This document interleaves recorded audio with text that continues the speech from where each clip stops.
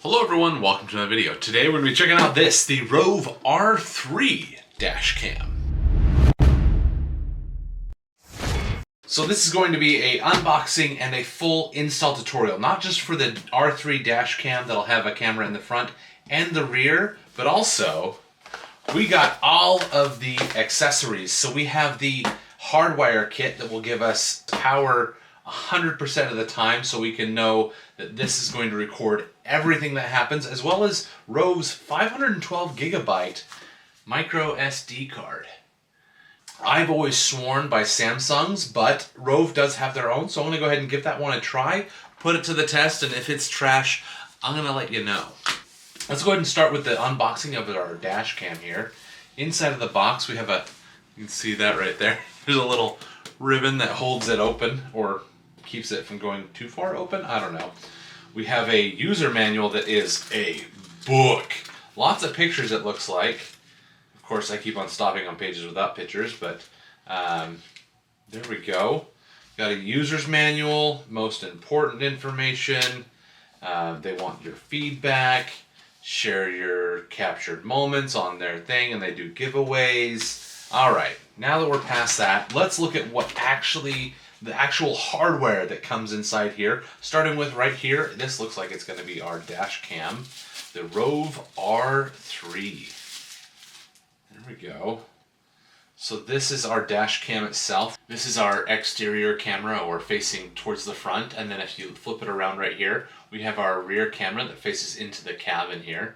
We also have our little display cover here for our 3-inch touchscreen display. And then on the back, we also have one of our 3 mounting options here. This guy is our magnetic mount. It just clicks right off and on just like that. So if you're worried about somebody stealing your dash cam, you can just leave it plugged in here from your car and just like that, plugged in. It's got power, you're ready to go. And then when you're leaving your car, you just take your dash cam with you. So if you're worried about somebody stealing it, this is a pretty cool feature. You have 3M adhesive that you can just stick it right on your dashboard there, or your windshield. Looking around the rest of this guy here, we've got a USB-C port here on the top that goes to our rear camera. We have our power button, a micro SD card slot for our storage, and a microphone on this side. That's about it. Pretty simple, sleek. I do love this new touchscreen. That's going to be cool. Let's go ahead and see what else comes in the box here. We got this tinier one. If we pop this open here, first thing that comes out is our rear camera here. So we've got our little bit of adhesive, and then it can rotate all the way around. We got our USB-C port for power, our lens here on the end, and our 3M adhesive there. And then we have a power adapter, so that when you plug into your cigarette lighter, you're not stealing all your charging ports. This gives you two 2.4 volt USB-A ports. And then lastly, we have our suction cup. There is a protective film on here in the packaging, but this is our suction cup mount. So we have covered our magnetic mount with the 3M sticker, as well as our suction cup mount. So there's this little notch here on the top, and then our suction cup mount here will just slide right in like this. Ooh, it's firm. There we go. It's a snug fit, so it's not coming off. All right, let's keep digging in. What else do we have in the box here? This one's much bigger. On top we have extra 3M adhesive, so if you have to move this to another vehicle or anything else like that, you can replace your 3M stickers with these, as well as little mounting tabs. These are cable keepers that you can use to keep your cables from dangling out and in the way. Next, we've got our charging cables. Inside is one that is a 12-foot USB-C to USB-A charging cable. So this is going to go into our device itself. And then right here, we have a 3-footer that's USB-A to USB-C. So if you have less distance you have to cover, Or if you're doing data transfer, you got this shorter one that's I think 1 meter or 3 feet that you can plug directly into a computer and transfer files that way rather than taking out the micro SD card, plugging it into an adapter, plug that into your computer. You can take your whole dash cam, plug it all into your computer as well. We have a pry tool. Another cable. This is USB-C to C. I believe this one is 16 feet. Or 6 meters. This is to reach our rear dash cam. Oh, and then we got a whole bunch of little things. So we'll go ahead and cover these ones. These are our cleaning wipes so we can make sure that our windshield or the glass is clean. And then we have 4. It's hard to see if you get it just right. Maybe you can see them, electrostatic films. So these are actually really good. This is our 3rd mounting option if you don't want to leave a residue. So if you want to use your 3M adhesive here, you can stick this directly onto here, and then it increases the surface area that it's holding onto the glass. So if maybe you're worried about, maybe you live in Arizona, the spotlight of the sun, you are going to have really hot windshield. And this guy, this little, 1 inch by 2 inch square may not be enough, so you can spread that out by using this film that then expands it a little even further. Hopefully not have to worry about it falling from your windshield. And then it also comes with a smaller one. You have a bigger one and a smaller one. One's for the rear, one's for the front. And it looks like that's it. And this is everything that comes in the box for your ROVE R3 Dash Cam. We have our cleaning wipes, electrostatic film for the windshield, a panel pry tool, a 3-foot or 1 meter power cable, a 12-foot USB to USB-C power cable, a 6 meter, or I believe that's 16 feet, cable to run to your rear camera, our suction cup mount, the magnetic mount, the camera itself, our rear camera, the car charger or power adapter, a couple of adhesives, and our user manual. Next, let's go ahead and see what comes in our 3-lead Hardwire Kit. This is so that you can have constant power to your dash cam, so you don't have to worry about it taking up space in your cigarette lighter that you use to charge your phone and anything else you may have in your car. Wow, there is all sorts of goodies in here. I'm definitely going to have to read the manual on this one to make sure I do this right. You can also hire a mechanic. I'm sure this is something pretty simple that they can figure out as well. Alright, and so inside of the Hardwire Kit comes our wiring assembly itself that'll connect to your dash cam with USB-C here. 8 different fuse connectors, 4 zip ties, 4 cable keepers, and a fuse removal tool, as well as a voltage meter and the user manual. So hopefully this user manual will be able to teach me everything I need. Otherwise, I'm sure that I can find videos for it on YouTube and then make a video for you here on YouTube on how to do this. And that's what this video is going to be, is a full tutorial of how to install this. Please don't feel obligated to watch every second of this video. I've created chapters in this little scrubbing bar, so if you try to jump forward and back, it should give you little key spots to jump forward and back to. As well as down in the description of this video, I've got those timestamps with the chapter name, kind of giving you a description of which section to jump back and forth to if you need to jump back and forth, or when you go to install this yourself, you can use that to help you jump to the section that you need. And last, I don't think this really needs a whole lot of attention around the unboxing process, but here is our micro SD card that we're going to throw in there. It also comes with the USB adapter so you can plug it directly into a computer, but that's it. A tiny, itty bitty little micro SD card there. The things you want to look for are to make sure that it comes with U3 A2 V30. So even when I get my micro SD cards that are a little bit more affordable from Samsung, like this isn't like the Pro or whatever, these are the select ones, they are still U3 A2 V30 4K ready at 130 megabytes per second.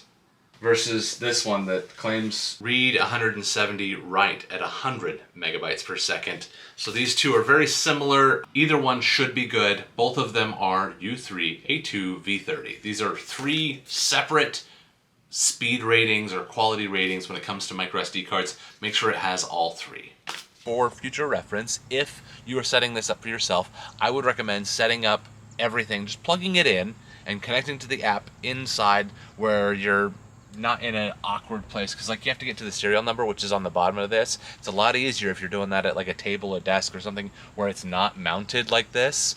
It's a lot easier to get to that serial number. So when you're setting up the app, it does need the serial number that's on the bottom of this to set that up. One more thing I ran into is I didn't have the rear camera connected when I did the initial setup. So when I connected the rear camera, it deleted it from my app and I had to re-add it in the app.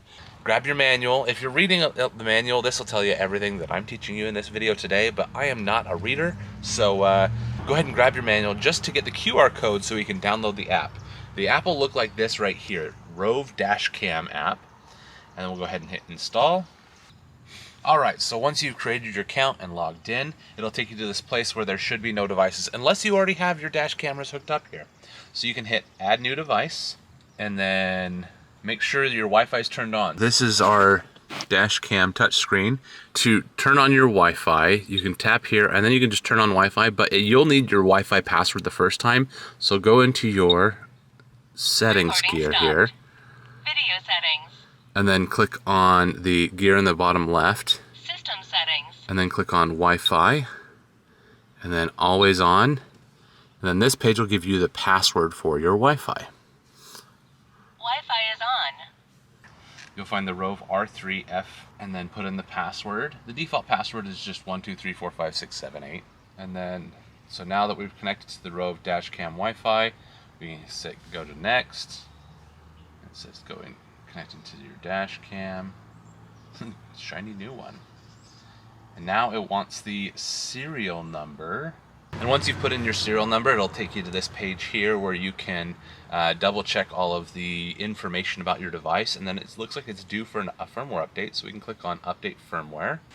Alright, so after doing the firmware update, that fixed a lot of the issues I was having. I was getting a corrupt or defective SD card error, and I was like, well, that's ROVE's SD card. There we go. It says memory card defective. It's literally ROVE's memory card. There's no reason it shouldn't be working.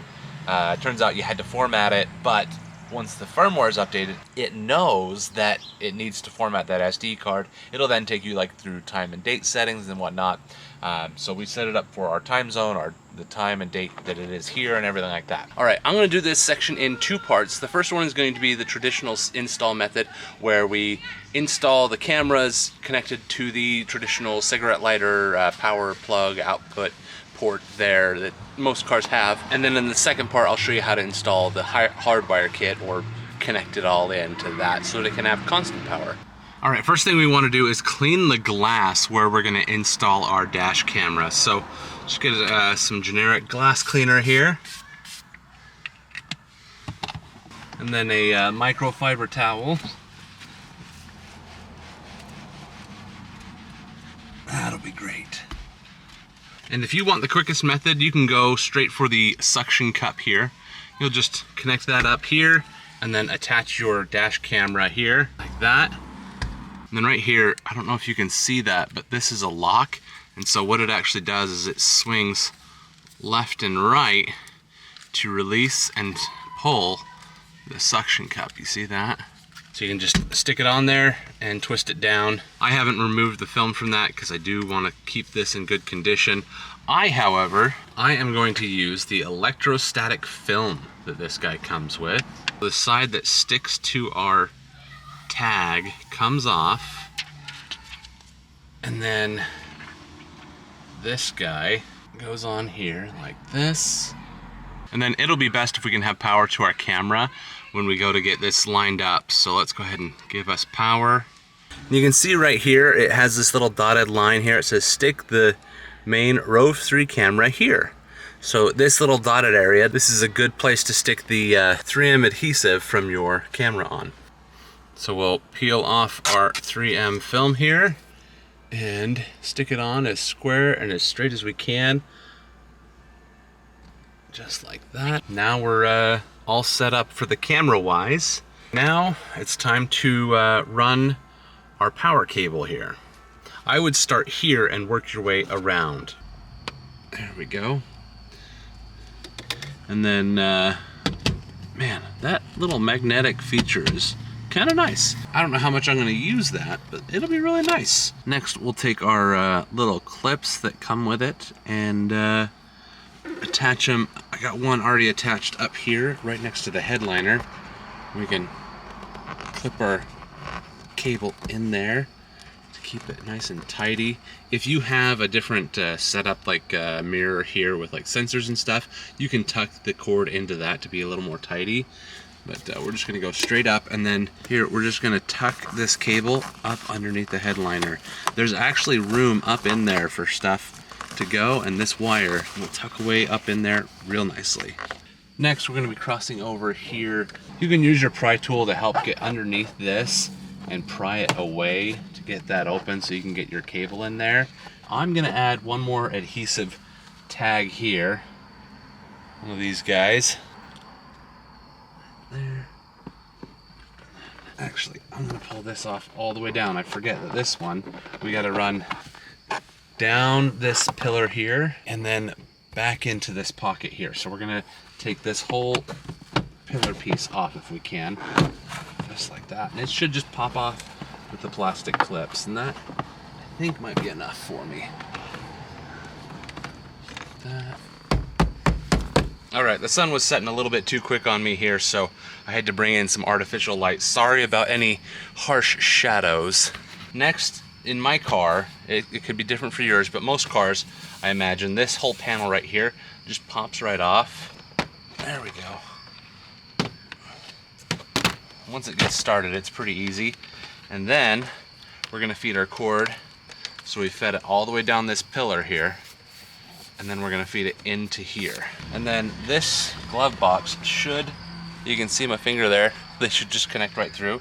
So you can just feed your cable into your glove box.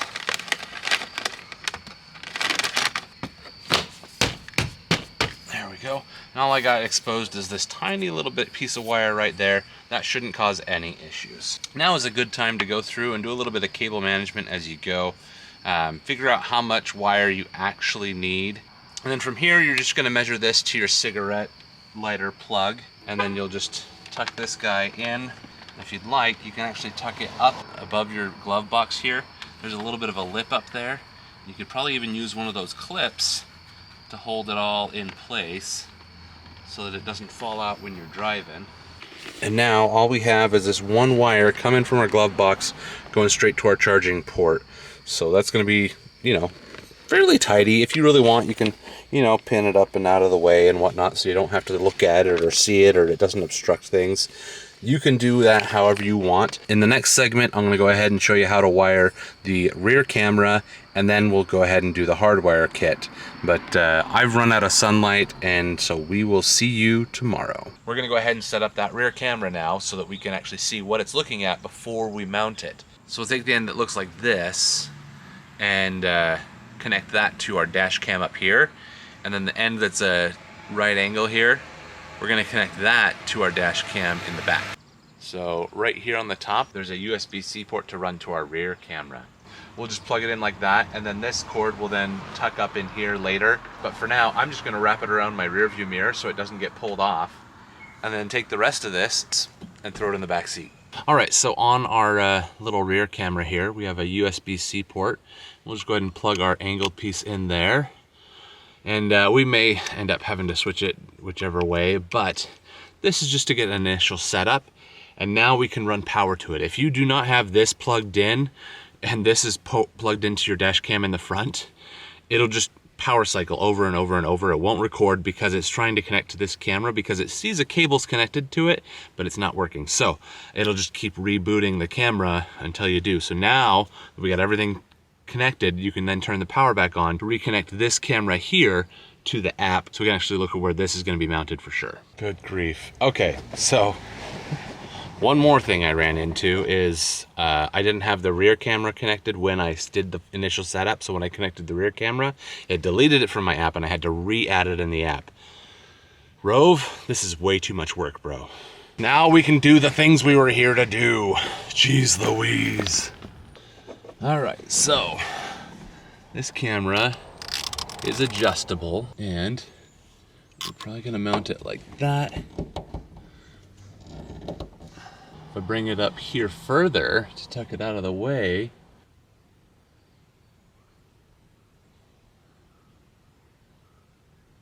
I think I'm gonna go for that. Right there. So we're basically gonna mount this literally as high as we can. I don't know, hopefully that's enough. Well, I guess we're just gonna go for it. Let's go for it. First things first, clean the glass. All right, nice clean surface for us. All right, we're gonna go ahead and peel off our tab here, apply this right there.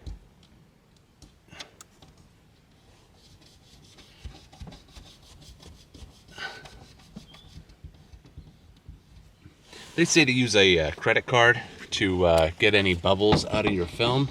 I'm just gonna use the owner's manual. I think we got them all. That looks pretty good. Now we're gonna do our placement again one more time here. That's probably as good as I'm gonna be able to do right there. Peel our 3M adhesive and apply. All right, so we got it adhered. We got everything all in place and happy. I think, I hope. I guess we'll figure it out here in a second. But now we can go ahead and start tucking this guy out of the way. There's this guy's got a lot of strength and support to it. So I'm gonna just start by tucking it in right here into our headliner. And then if I need additional support, we'll go ahead and break out our little clips we've been using all along the way here. And at this point, we can probably turn off the car and unplug the rest of our cable from the camera so that we can have it free for everything we need. All right, so now we're getting to the point where we want to get behind our panels here. And so I'm actually going to use one of these little guys here. And we're gonna apply it just up in the corner right here. And then I've pried this guy out and away already. You don't have to have it fully off, just away. And then tuck it in here like that so that it's not visible. I should be able to just pop that all back into place. Just like that. And now we can move on to this section here. So right here, our headliner is gonna be tight around these handles, but you can still get it out if you're careful. And then we can just tuck our cable up in here, just like that.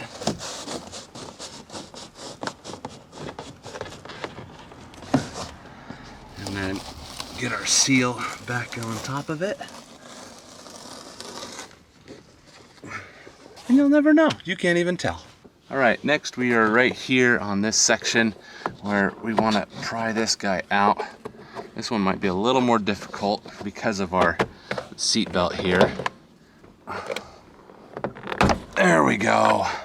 Perfect. And you don't need a whole ton, just enough to get this guy tucked up in here, just like that. And then start tucking it in on the other side here. There we go. It's perfectly clean all the way along here. You can't even tell there's a wire running in there. Next, we're gonna cross this bridge here. This is gonna be more of a decision point here because I actually will tuck all of my excess wire in this pocket up here. So now we're gonna do just like we did in the back seat. Hopefully this different perspective gives you an idea of what we're doing. So we're just gonna pull back this rubber seal and then pull the headliner back to tuck our wire up in here. And then we're just tucking it up in here, just like that. And we want to pull this panel again to make that crossover, just like we did with the first front camera. And it's going to cross over our pillar here. And so we've pulled this away, and now we're going to cross over here to come across back to our camera there. I do not have a big truck or an SUV, so I don't need all this extra cable. So what I'm gonna do is I'm actually gonna tuck it all up in here. So we got a ton of extra space up in here. This is a big hollow space. So I'm actually gonna pull this back to here, bundle it up, tuck it up in, and then just pull what I need to run to my dash camera over here. And then take that and just shove it up in there.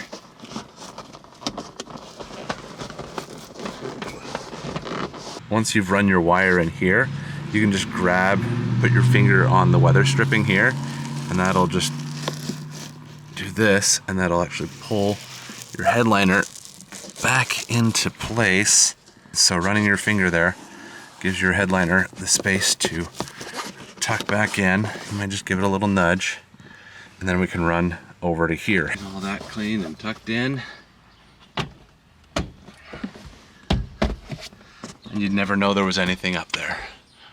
It's a little tricky to get it up there, but once you get it in there, just stuff it in there, and it's good to go. Our dash cam's all hooked up. We are ready to test this guy out.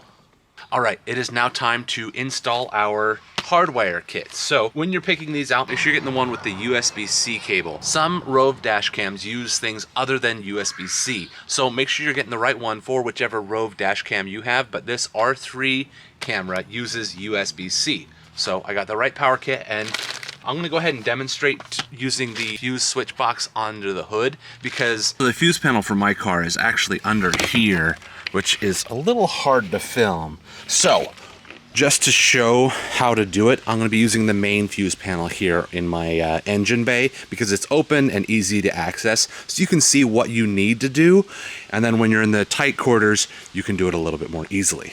So rather than trying to like read this diagram thing that's on here, go through the manual and figure out which one of these are always live, and we're going to try and stick to like these style here, because that's what's going to be in our fuse panel underneath the dashboard. We have this cool tool here that comes with our kit that'll tell you which ones are live when the car is off. The keys are not in the car, and so this way you can know which one always has power. All right, so what we're gonna start with is this little metal clamp. We're gonna stick it right on to the body of our car as our ground, and then we'll go ahead and go through and test these pins. You should be able to see here on the end of these fuses, the little metal parts that are sticking out. That's literally exposed metal you can touch to jump over. And so you can see here, this one's live, it's getting 12.1, 12.2, 12.1.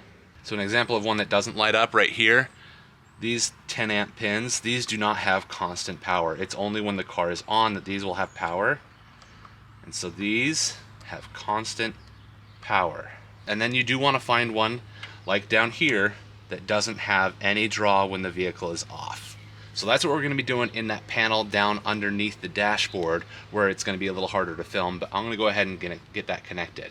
With the accessories that come with your kit, this looks like a lot, but let me just go ahead and break this down. First thing you're going to want is this piece here. This is a fuse puller, so this will actually reach around these fuses and then help you grab onto them to pull them out.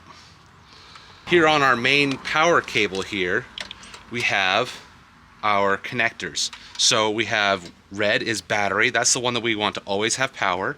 Yellow is our accessory, so that's the one that doesn't have power that we mentioned, that we want to find one without power, one with constant power. And then we're going to have to find a screw somewhere that we can connect here. This is our ground.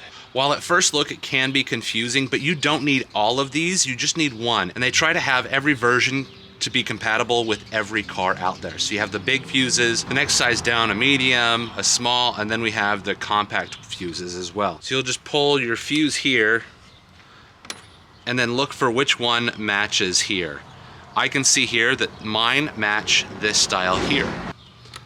Look at that. I just noticed my car comes with a fuse puller in our main panel here. That's kind of nice. So now that I know which one of these I need, I can set these aside so I don't get mixed up, confused, or overwhelmed. And then from our red wires, we're going to grab the exact same matching one over here. So you can see here we have a matching fuse plugs with a red wire and a yellow wire. These are all we need. and we're going to connect these to the ends of our plugs here. So red to red, just like that. Yellow to yellow, just like this. And that'll create our connection there, and then now we just need to find our ground. So our accessory power, this is the one that doesn't always have power. We're going to go ahead and pull one of these that don't have constant power. So we'll take that fuse that we just pulled out, and we're going to plug it into our spare slot here. So all you have to do is push it in there, just like that. Make sure it's flush and even, and then we're going to plug this back in where it came from.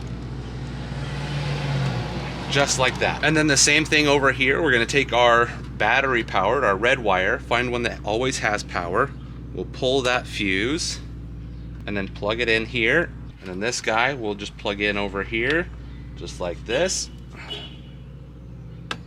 And now all I have to do is find a ground to connect this to, and this is running constant power for my dash cam. And then we can just test it. I just have it running straight in here, all jimmy rigged, but to make sure it works, we can just plug it in here to the base of our dash cam, like that.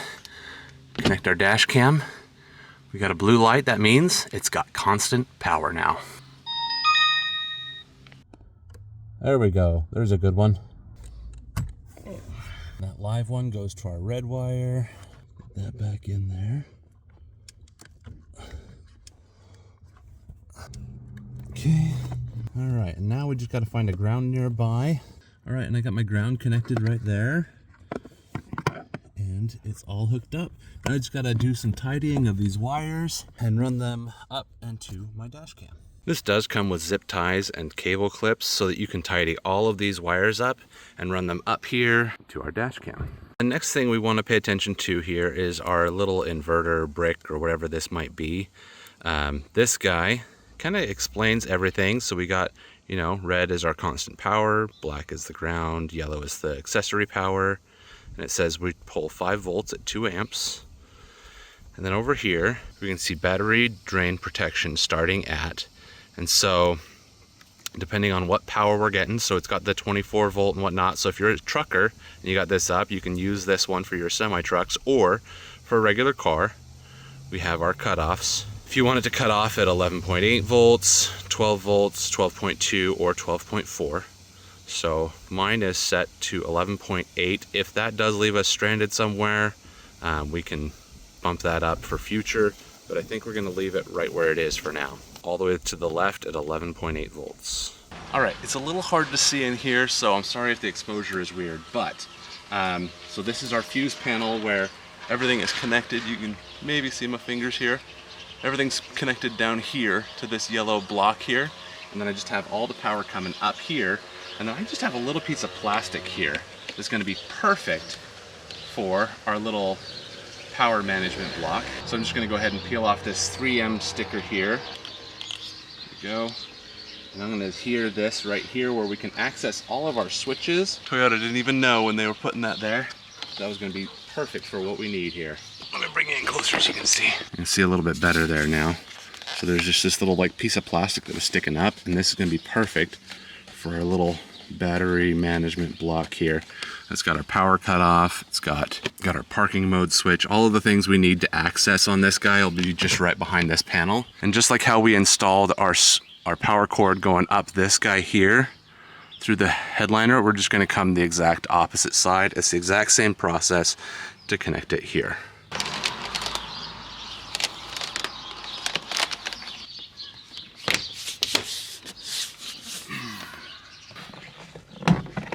Pry this guy away just like that. So we're gonna go ahead and run our cable in behind our plastic cover here. We're gonna figure out exactly how much we need to run to our dash cam over here.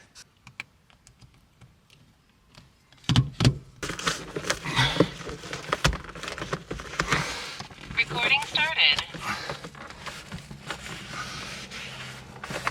There's probably 100 different ways you can do this, but I've gone ahead and pulled this guy away, and then our extra, I've actually just bundled it up right here because there's a whole bunch of extra space down here where our airbag stops.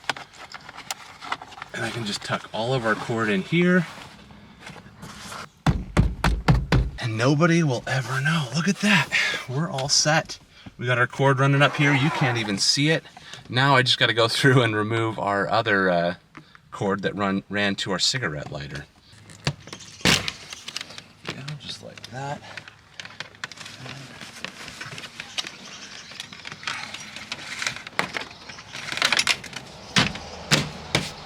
All right, so now we're gonna run into an issue where this guy will be always recording because it has constant power. So we're gonna have to go in here to our settings and fix that so that it knows that it has the accessory and always power. So if we go...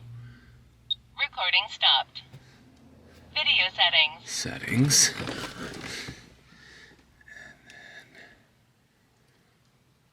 Parking mode.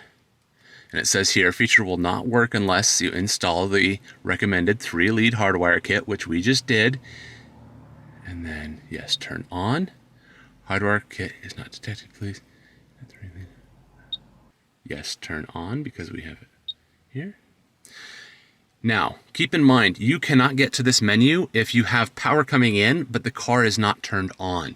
It can tell by the power coming in through this cable here whether you have the power turned on to your vehicle. So make sure you have the ignition on. The car doesn't have to be running, just have the accessory power turned on. So have the keys in the on position. And now we can say collision detection only, time-lapse detection. Parking mode is on. That's what we want right there. Time-lapse and collision detection. So if somebody hits the car, it'll start recording here. But also it's going to record a time lapse always. So if somebody bumps into the car or something does happen, but it doesn't set off our G sensor because it wasn't enough force, it still captures all of that on the dash cam in a quick time lapse. And then if you want the parking mode to only work for so long, we can say parking mode timeout. And so if the car is sitting for more than however many hours, you can go up to 12 hours, you can set it to automatically turn off our parking mode time lapse. However, at the top here, there's an off, so that means it's always going to be recording those time lapse in parking mode. So if you want it to only record parking mode for the first, 2 hours, 3 hours, for whatever reason, if you want to leave your car overnight somewhere and you're not worried about capturing anything in, like, say, your driveway and whatnot, you can say, hey, if I'm parked there for more than however many hours, say at work, you're like, hey, I'm worried about work, so we'll say 8 hours. But if we're not worried about, like, at home, we'll say, after 8 hours, it'll stop recording. You can set all those settings per your preferences, but I'm going to go ahead and have this always on. Video mode. And now you have your parking mode set up. Started. And then if we turn off our ignition, it's switching from our accessory power to the battery power. Parking mode. Recording stopped. There we go. Time-lapse recording started. Turning off parking mode. Recording stopped. This thing talks way too much. I had mentioned that it drives me nuts how much this lady talks, like telling me every little thing she's doing. Let's go ahead and go into our settings and turn that off. Video settings. System settings. Oh my heavens. So if you go to your system settings here, and then voice guidance off. And there we go. No more voices. No more voices. Go into settings. She doesn't say anything. System settings. She doesn't say anything. All right, now the real test is if I turn off the car. So if we go back here, main page. Oh, we can see here, it switched to parking mode. Yes. Yes, no more voices. Woo! My one biggest pet peeve, they have a built-in solution. And then we turn the car back on as if we're gonna drive.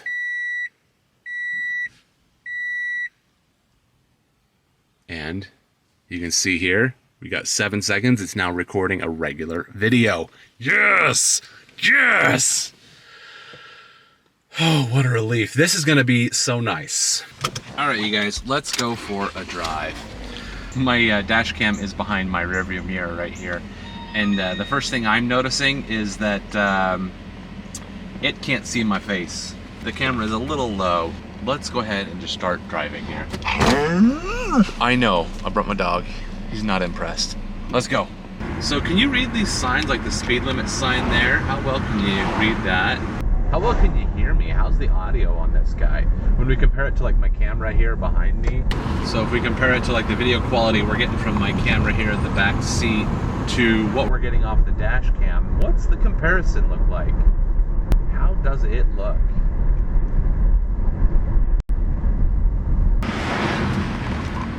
How close do we have to get before you can read the license plate for that car?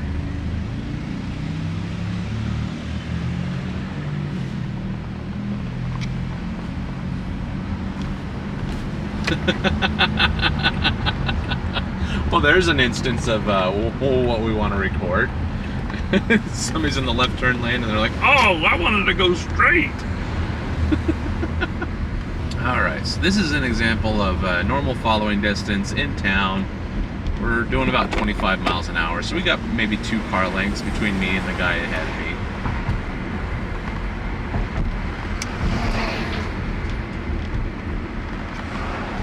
Down to 1 car length.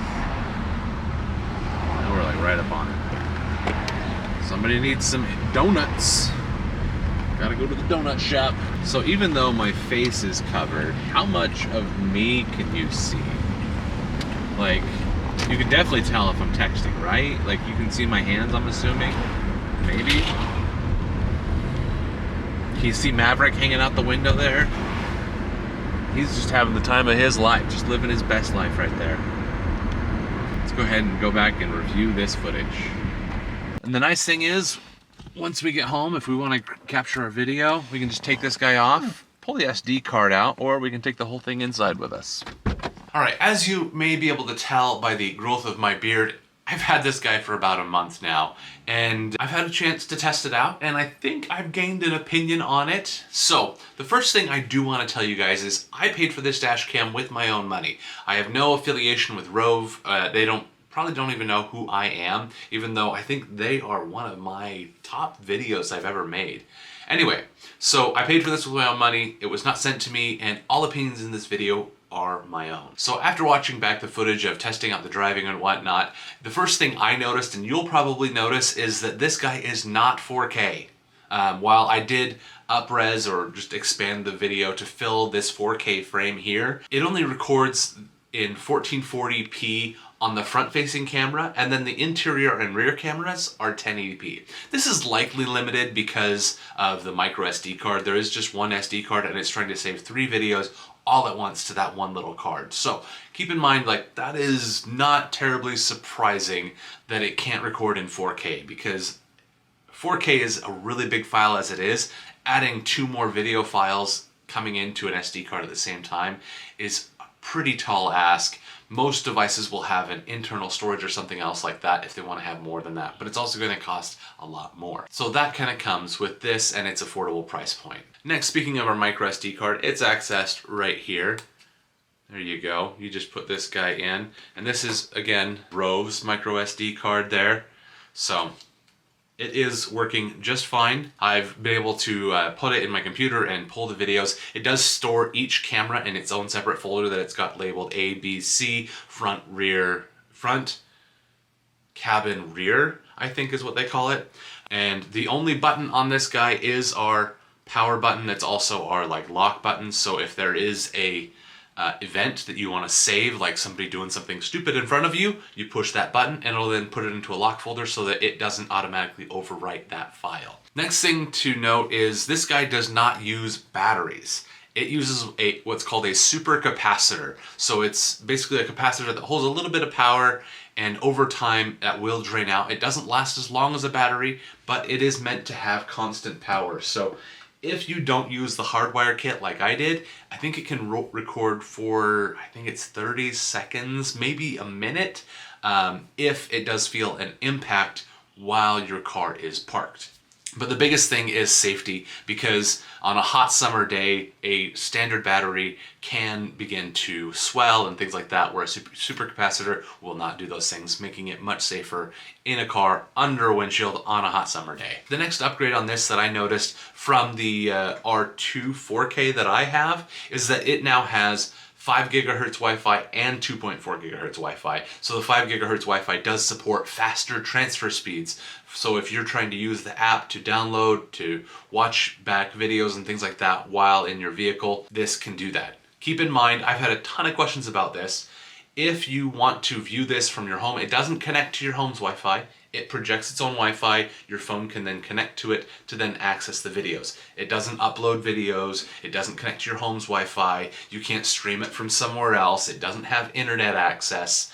The Wi-Fi is solely to be able to connect your phone to it, to be able to control it using the app. But with that 5 gigahertz Wi-Fi, accessing files and transferring files will be much faster using the app. But if you decide not to use the app, it does have a 3-inch touchscreen display here, which is a little bit more user-friendly than I anticipated. The touch seems to be decently accurate, and most of the buttons are large enough for people like myself with some fat fingers that don't really have too many problems with using this 3-inch touchscreen. While we're talking about the dash cam itself, it does have 3 mounting options. So we saw from the beginning we have that big magnetic mount with a 3M pad. So if you want, you can just throw that right on the glass if you'd like. But if you don't want the residue, you have your second option here where you can put up that static film and then mount that. That also, I think, makes a more secure connection, less likely for it to fall off in summer heat or in hot and cold changes. I know that on my other dash cam